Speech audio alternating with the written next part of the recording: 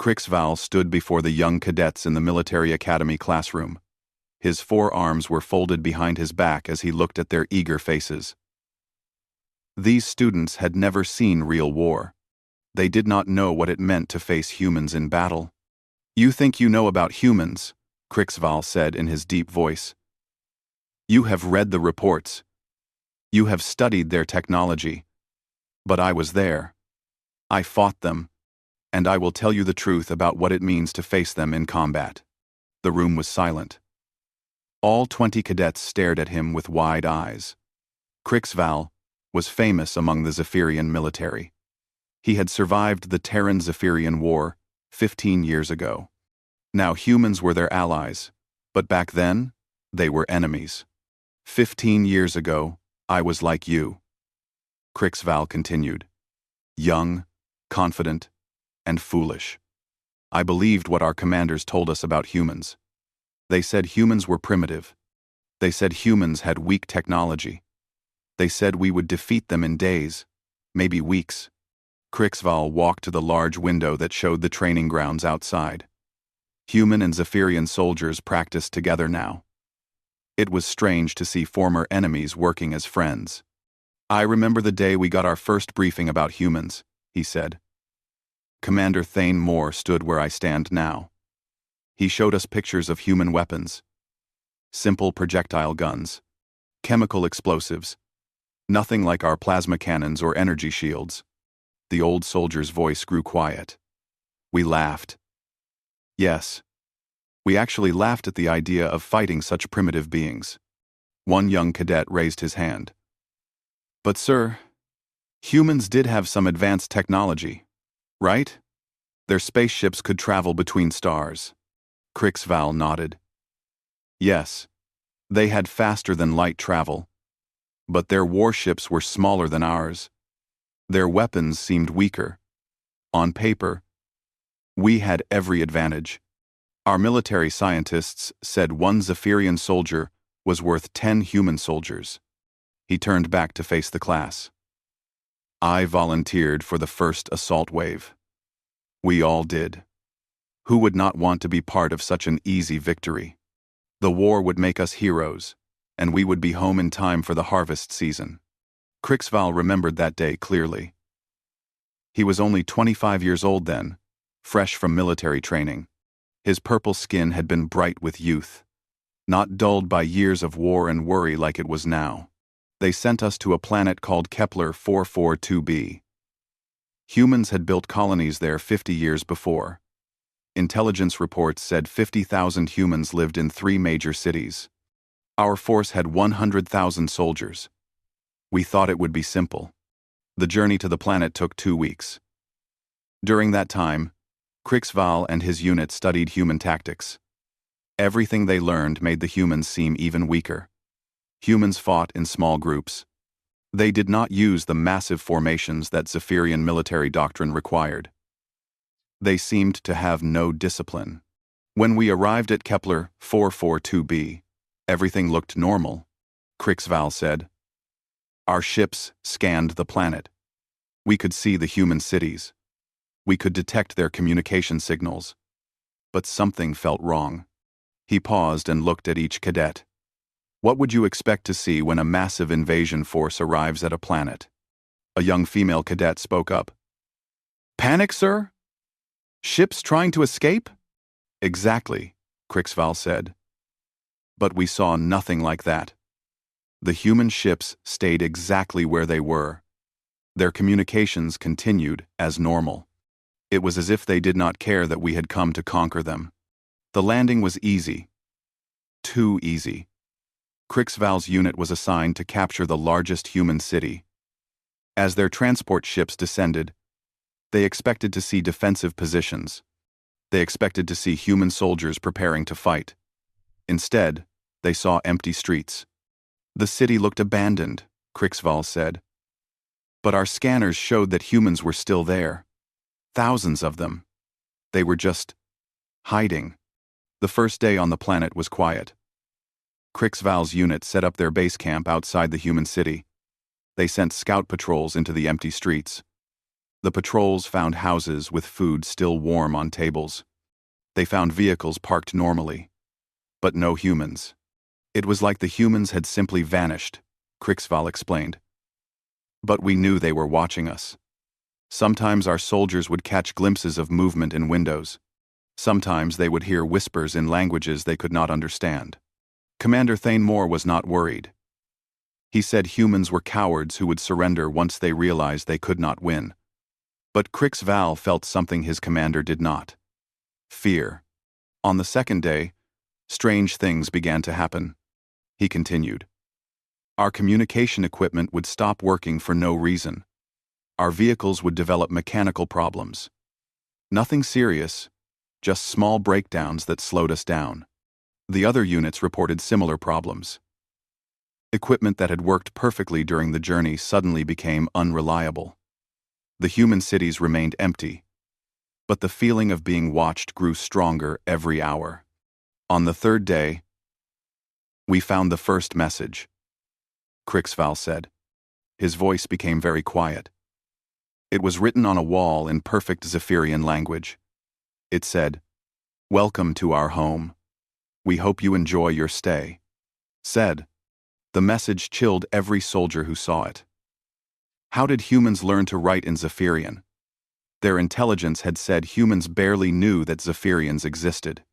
Yet here was proof that humans had been preparing for this war. That night, we heard the sounds, Krixval said. Terrible sounds coming from the empty city. Not quite music, not quite screaming, just sounds that made our skin crawl and our sleep impossible. He looked at the young cadets. Their eager faces had changed. Now they looked worried and confused. Good. They were beginning to understand. I want you to remember this feeling, Krixval said. This confusion, this fear of the unknown, because that was only the beginning. The real terror came later, when we learned what humans are truly capable of in war. The bell rang, ending the class period. But none of the cadets moved to leave. They sat in silence, waiting for more of the story. Krixval smiled sadly. Tomorrow, I will tell you about our first real battle with humans. About the day we learned that being the hunter does not matter when your prey refuses to run. The next day, the cadets arrived early. They filled every seat in the classroom and waited quietly for Krixval to begin. Word had spread about his story, and some older students stood in the back to listen. Krixval noticed their eager faces. Yesterday, I told you about the fear we felt during our first days on Kepler 442b. Today, I will tell you why that fear was justified. He walked to the front of the classroom and sat on the edge of his desk. This made him seem less formal, more like someone sharing a personal story rather than giving a military lecture. On the fourth day, Commander Thanemore decided we had waited long enough.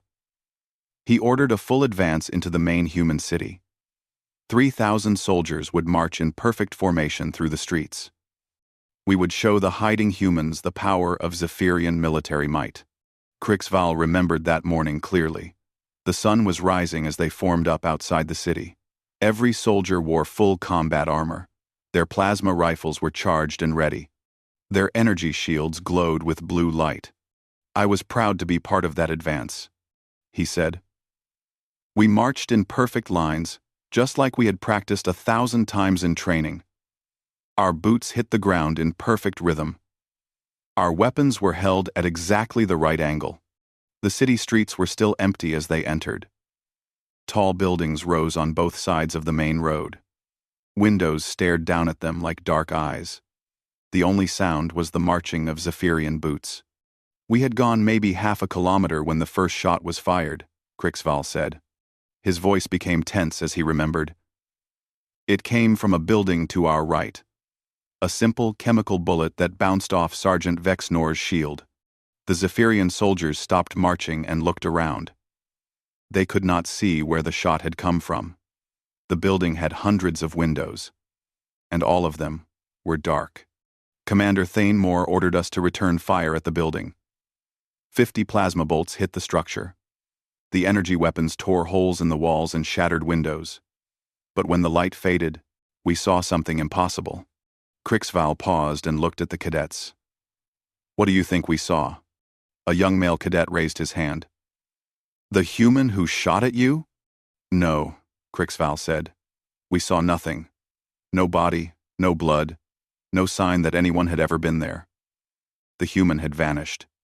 Then more shots came from different buildings. Always single bullets that did no damage to Zephyrian armor. But each shot made the soldiers more nervous. They spun around, trying to find targets that seemed to exist only as shadows. "Commander Thane Moore ordered us to search the buildings," Krixval continued. "He sent teams of 20 soldiers into each structure. I was part of the team that entered the building where the first shot came from. The building was an office complex with many floors and hundreds of rooms. The Zephyrian soldiers moved slowly through empty hallways, their weapons ready. Thanks, Tom. The seethen up to scream, but they found nothing except abandoned desks and computers that still hummed with power. On the 5th floor, we found fresh coffee sitting on a desk," Krixval said.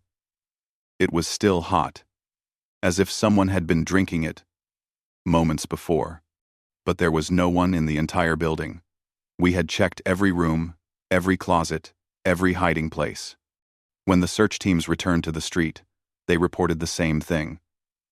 Empty buildings, with signs of recent human activity, but no humans. It was as if the enemy could disappear into thin air. That was when we heard the explosion behind us, Krixval said. Our supply convoy, which had been following safely behind our advance, was under attack. But when we rushed back to help, we found something that changed everything. The convoy was destroyed, but not by advanced weapons. The humans had used the Zephyrians' own equipment against them. They had somehow reprogrammed, captured Zephyrian drones, to attack the supply vehicles. How did they learn to use our technology so quickly? Krixval asked the class. Our scientists had said human computer systems were primitive, yet somehow, in just 4 days, they had figured out how to control our most advanced weapons. A cadet raised her hand. Maybe they had help from Zephyrian prisoners? Krixval shook his head. We had not taken any prisoners, and humans had not captured any of our soldiers. They learned by watching and experimenting. In 4 days, they understood our technology better than some of our own technicians. The attack on the convoy was just the beginning. As the Zephyrian soldiers tried to continue their advance, humans struck from everywhere and nowhere. They used the city itself as a weapon. They had turned the sewers into tunnels, Krixval explained. They could move under our feet without being detected. They appeared behind us, fired a few shots, then vanished before we could respond. The humans also used psychological warfare that the Zephyrians had never encountered. They played recordings of Zephyrian military signals that meant retreat. They projected holographic images of Zephyrian commanders giving false orders. They even learned to copy Zephyrian voices. By midday, our perfect formation had become a confused mess, Krixval said. Soldiers were shooting at shadows. Officers were shouting contradictory orders. We no longer looked like a professional army. Then came the moment that broke their confidence completely. A single human appeared at the end of the street, maybe 200 meters away. He carried an old chemical rifle and wore simple clothing. No armor, no shields, no advanced weapons. Commander Thane Moore ordered 50 soldiers to fire at this human, Krixval said. 50 plasma bolts flew toward the target. But the human was no longer there. He had somehow moved faster than our weapons could track. The human reappeared on a rooftop, then on a different street, then behind a destroyed vehicle. Each time he appeared, he fired a single shot that did no damage but made the Zephyrian soldiers more frightened and confused. We were fighting an enemy that refused to follow the rules of war, Krixval explained. They would not stand and fight like honorable soldiers. They would not use formation tactics like civilized armies. They fought like wild animals, but with the intelligence of advanced beings. By evening, Commander Thane Moore ordered a retreat back to the base camp. The great Zephyrian advance had lasted 1 day and accomplished nothing except to show the humans exactly how their enemies fought. That night, as we counted our losses, we made a terrible discovery, Crixval said. We had not killed a single human. Not one. But they had captured dozens of our weapons, vehicles, and pieces of equipment. The humans had not been trying to win a battle. They had been studying their enemies. Every attack was a lesson that taught them more about Zephyrian tactics and technology. I lay awake that night thinking about what had happened, Crixval said. For the first time in my life, I wondered if we could actually lose this war. He looked at the young cadets. Their faces showed the same confusion and fear he had felt that night 15 years ago. Tomorrow, I will tell you about the human who saved my life, he said, and how she taught me that everything I thought I knew about war was wrong. The classroom was packed again. Word about Crixval's story had spread throughout the academy. Even some of the human exchange students had come to listen. Crixval noticed them sitting in the back and nodded respectfully. Today's story is different, he began. Today I will tell you about the human who changed everything I believed about war and about enemies. He walked over to where the human students sat. Dr. Sarah Chen is retired now, but she still lives on Zephyria Prime. Some of you might know her. She runs the interspecies medical clinic in the capital city. One of the human students raised her hand. My grandmother knows Dr. Chen. She says Dr. Chen is the reason humans and Zephyrians became allies. Crixval smiled. Your grandmother is wise. But before Dr. Chen became a symbol of peace, she was a combat medic who saved the life of an enemy soldier. That soldier was me. The story began 3 weeks after the failed advance into the human city. The war had grown worse every day. Humans continued to use guerrilla tactics that confused and frightened Zephyrian forces. Every battle ended with Zephyrians retreating and humans learning more about their enemies. Commander Thane Moore was desperate to achieve some kind of victory, Crixval said. He ordered a night assault on a human supply depot 20 kilometers from the main city. Intelligence said only 50 humans guarded the facility. Crixval was part of a special assault team of 200 elite soldiers. They approached the depot in darkness, using stealth technology to avoid detection. Everything seemed perfect for a surprise attack. We thought we finally had an advantage, he said. Humans were supposed to be weak in darkness. Their eyes cannot see as well as ours at night. We expected to overwhelm the guards before they could call for help. But when the assault began, the Zephyrians discovered that humans had been expecting them. The depot was not guarded by 50 soldiers. It was defended by 500 humans, hidden in carefully prepared positions. The battle lasted 6 hours, Crixval said. It was the longest fight of my military career. Both sides used everything they had: plasma weapons, chemical explosives, energy shields, projectile guns. The humans fought with a desperation that shocked the Zephyrians.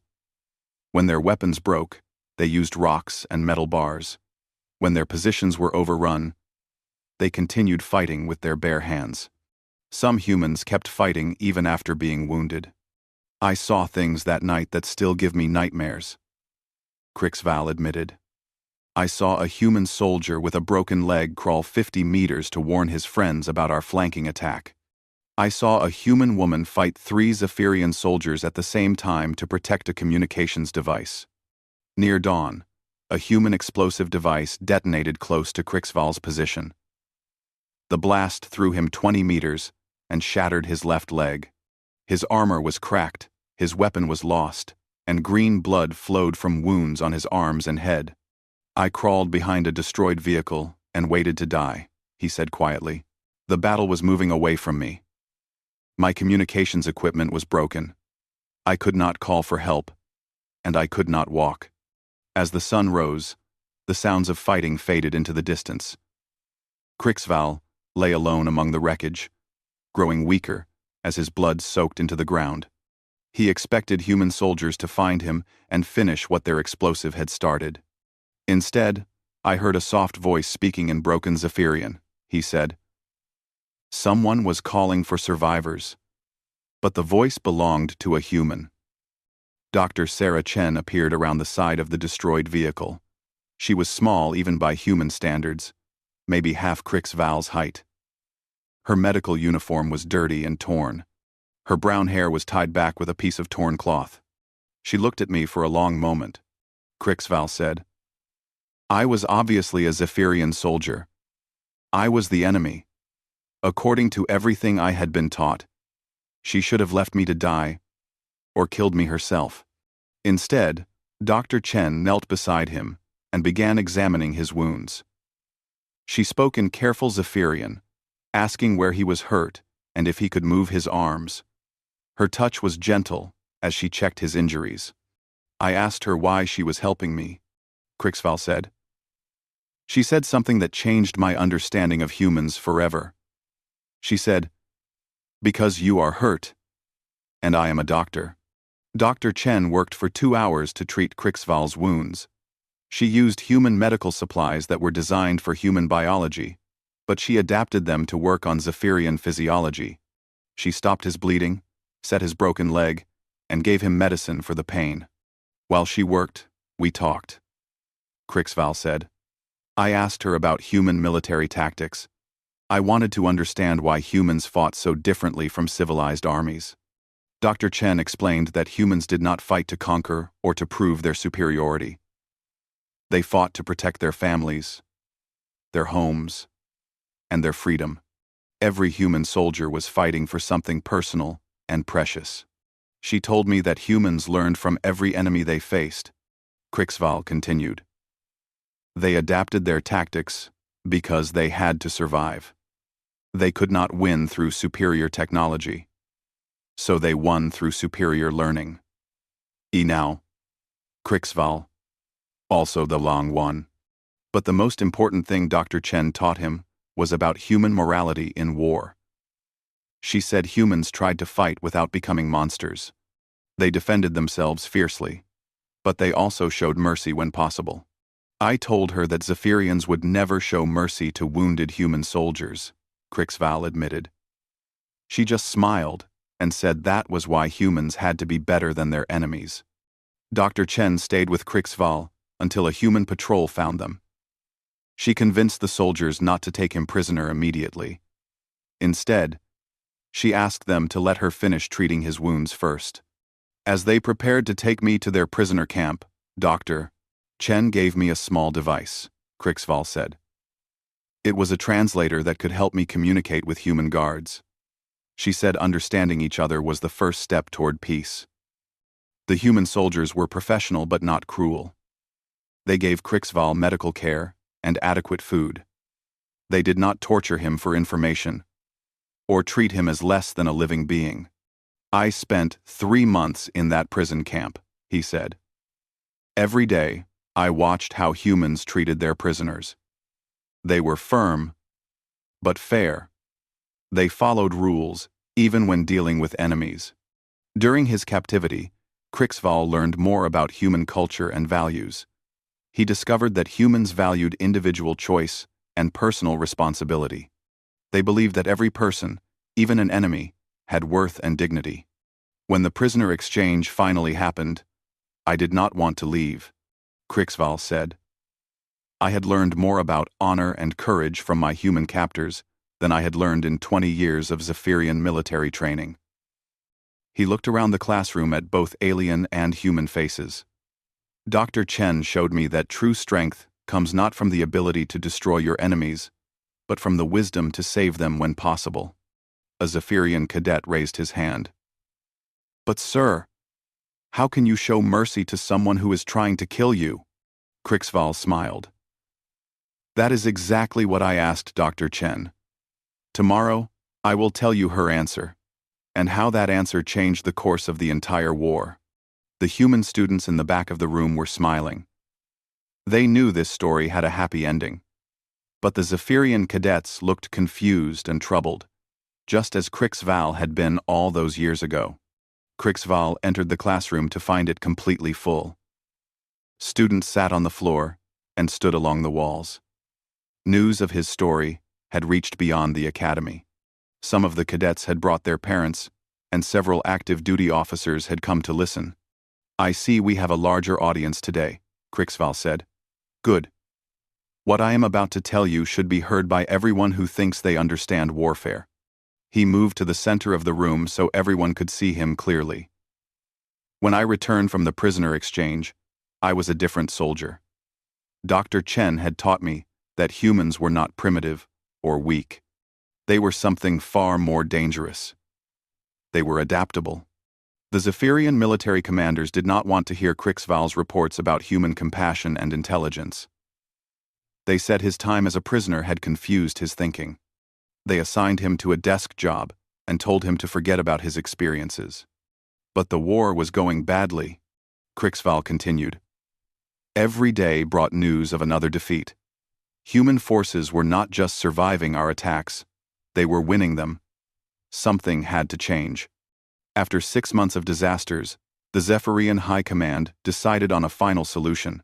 They would gather every available ship and soldier for one massive assault on the last major human stronghold. The city was called New Seoul, and it held nearly 1 million human civilians. The plan was simple, Krixval said. We would surround the city with 500,000 soldiers.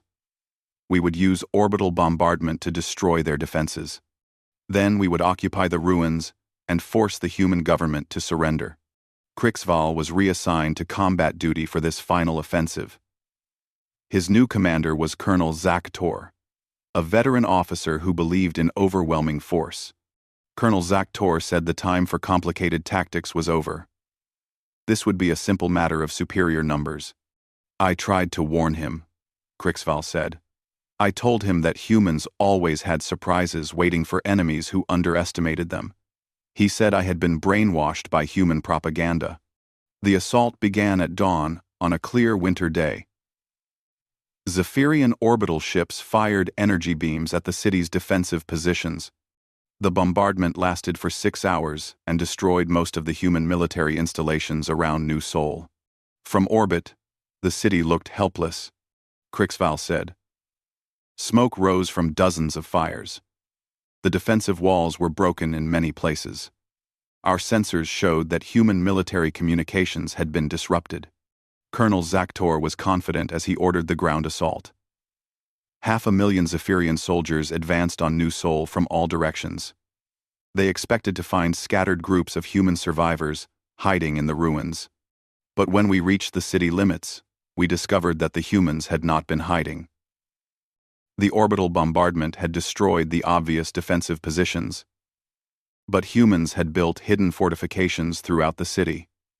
Every building became a fortress. Every street became a killing ground. Every intersection was covered by multiple firing positions. The fighting was unlike anything in my experience, Krixval said. Humans fought from basements, sewers, rooftops, and tunnels. When we cleared one building, they would attack us from the building next to it. But the most shocking discovery was that human civilians were fighting alongside the soldiers. Children ran messages between defensive positions. Elderly humans operated communication equipment. Families worked together to repair weapons and treat wounded fighters. I saw a human grandmother teaching her teenage grandson how to operate a captured Zephyrian plasma rifle, Krixval said. I saw human children barely old enough to walk, carrying ammunition to fighting positions. The Zephyrians had expected to fight 50,000 human soldiers. Instead, they found themselves fighting an entire city of nearly 1 million people. Every human seemed willing to fight to protect their home. On the second day, we met Captain Jin-Soo Park, Krixval said. He was a human tactical officer who had studied our methods for months. He knew our weaknesses better than we did. Captain Park had organized the human defense using captured Zephyrian vehicles and weapons, But he did not use them the way Zephyrians would use them. He combined human tactics with alien technology to create something entirely new. Captain Park turned our own siege into a trap, Krixval explained. While we focused on attacking the city, he sent human teams to capture our supply lines. They used our own vehicles to attack our rear positions. For 1760 peace. End quote. The humans had learned to reprogram Zephyrian computers and communication systems.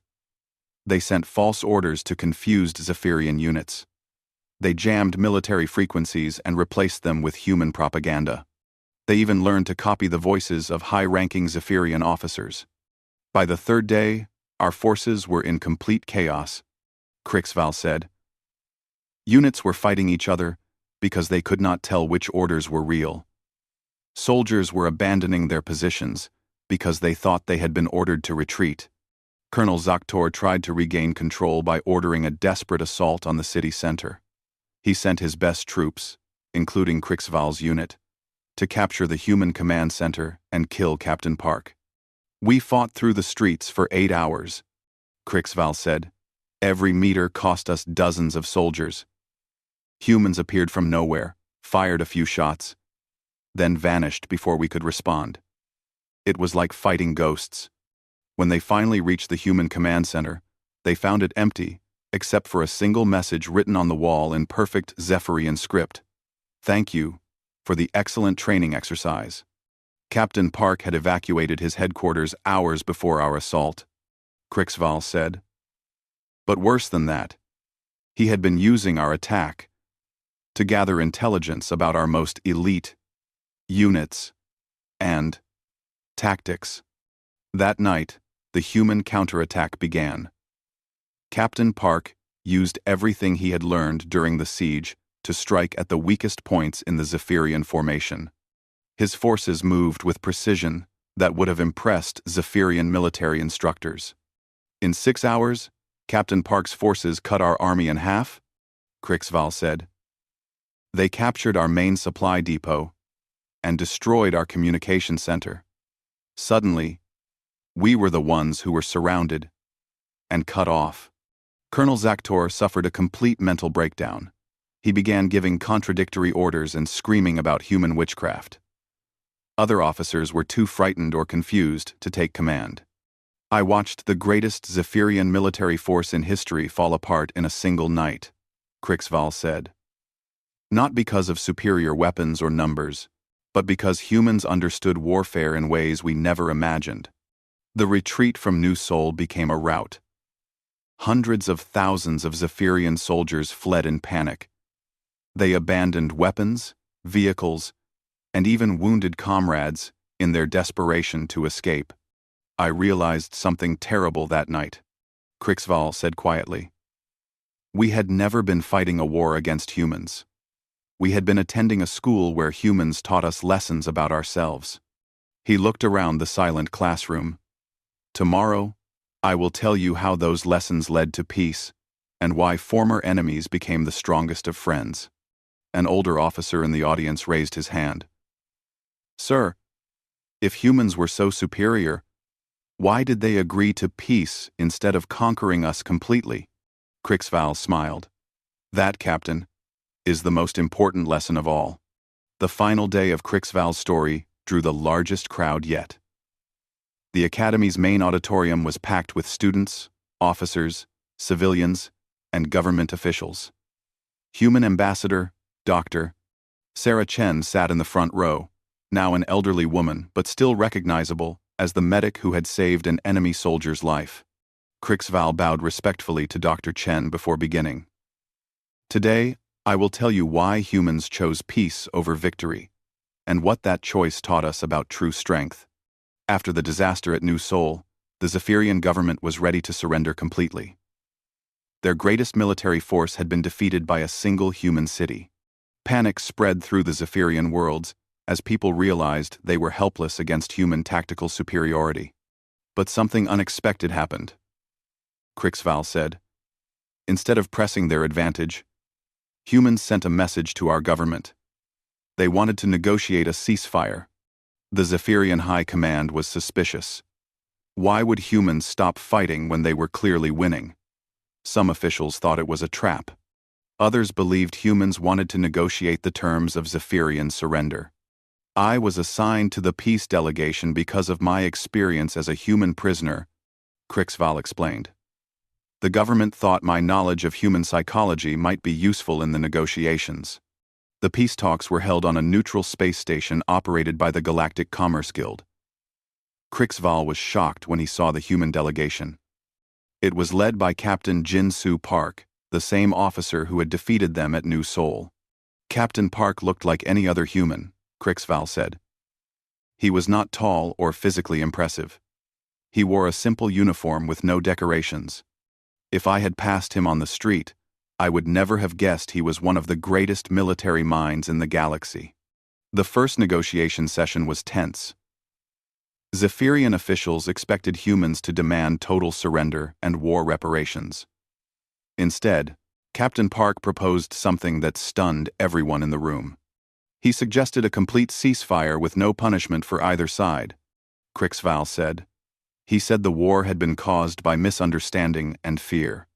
Both species could benefit more from cooperation than from continued conflict. The Zephyrian delegation was confused. They had lost the war decisively. By all military tradition, they should accept whatever terms the victors demanded. But humans were offering them an honorable peace between equals.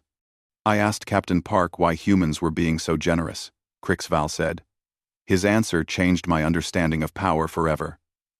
He said, "We never wanted to defeat you. We only wanted to survive. Now that we understand each other, we can choose cooperation over destruction." Dr. Chen, who served as the human medical advisor, explained the human perspective on warfare. She said humans fought only when necessary to protect what they valued. Once the threat was removed, they preferred to build rather than destroy. Humans had been studying us throughout the war, Krixval continued. Not just our military tactics, but our culture and psychology. They understood that Zephyrians valued honor and logical thinking. They designed the peace negotiations to appeal to those values. The negotiations lasted 3 months. During that time, Krixval worked closely with human officers to establish protocols for the ceasefire. He was amazed by their attention to detail and their genuine desire to prevent future conflicts. I learned that human military doctrine was completely different from ours, he said. Zephyrians fight to prove superiority and dominance. Humans fight to protect and preserve. This difference explained why human tactics seemed so strange to us. Captain Park proposed joint training exercises where Zephyrian and human forces would work together. The idea terrified most Zephyrian officers, but Krixval volunteered to participate in the first exchange program. Working with human soldiers taught me more about warfare than 20 years of Zephyrian military training, Krixval said. Humans encouraged questions and creative thinking. They rewarded adaptation and flexibility. Most importantly, they valued the safety of all soldiers, including former enemies. The joint exercises revealed that human tactical innovations came from their diverse backgrounds and cultures. Different human communities had developed different approaches to problem solving. When combined, these approaches created military strategies that no single culture could have developed alone. I spent 6 months training with Captain Park's unit, Krixval said.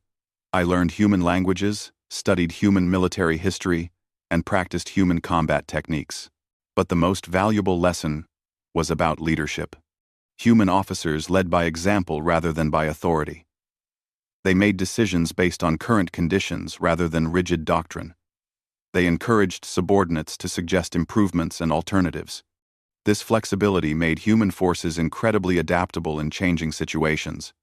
When I returned to Zephyria, I was assigned to train other officers in human tactics, Krixval said. But teaching Zephyrians to think like humans was not easy. Our culture values following orders and maintaining hierarchy. The breakthrough came when Krixval realized that humans and Zephyrians could learn from each other. Zephyrian discipline and organization complemented human creativity and adaptability. Combined forces were stronger than either species fighting alone. 3 years after the war ended, the first joint Zephyrian human military unit was formed, Crixval said. I was honored to serve as the Zephyrian liaison officer. Captain Park was the human commander. That unit became the most effective military force in known space. They helped settle disputes between other alien species and protected trade routes from pirates. Their success proved that cooperation was more powerful than competition. Today, 15 years later, human Zephyrian joint forces are requested by governments throughout the galaxy, Crixval said. Not because we are the strongest fighters, but because we combine strength with wisdom. He gestured toward Dr. Chen in the front row. This woman taught me that true victory is not the destruction of your enemies, but the transformation of enemies into friends. That lesson has made both our species stronger and safer. Dr. Chen stood and walked to the podium. Her voice was soft but clear as she addressed the audience in perfect Zephyrian. 15 years ago, I treated the wounds of a young soldier who had been taught to hate my people. Today, that same soldier teaches our children how to work together for peace. She turned to look at Crixval. The greatest weapon humans possess is not our adaptability or our technology. It is our belief that today's enemy can become tomorrow's friend. All it takes is the courage to extend a hand instead of a fist. Crixval bowed deeply to his former captor and current friend. Class dismissed, he said. But remember this. The next time you face an enemy, ask yourself if you are looking at a future friend who simply does not know it yet. As the audience filed out of the auditorium, human and Zephyrian students walked together, discussing the story they had heard. Some were making plans to apply for the joint military exchange program. Others were talking about careers in diplomacy and peace-building. Dr. Chen approached Crixval as the room emptied. You tell the story well, she said, but you always forget the most important part. What part is that? Crixval asked. She smiled. The part where a wounded Zephyrian soldier chose to trust a human medic instead of dying with his hatred intact. Courage is not just human nature, my friend. You had to be brave enough to let your enemy save you. Crixval looked out the window at the training grounds where human and Zephyrian soldiers practiced together. Perhaps, he said, the real terror was never about facing humans in battle. Perhaps the real terror was learning that everything we thought we knew about strength and honor was wrong. Dr. Chen nodded. And perhaps the real victory was having the wisdom to embrace that terror and grow from it. They stood together in comfortable silence, two former enemies who had become symbols of what was possible when fear was replaced by understanding.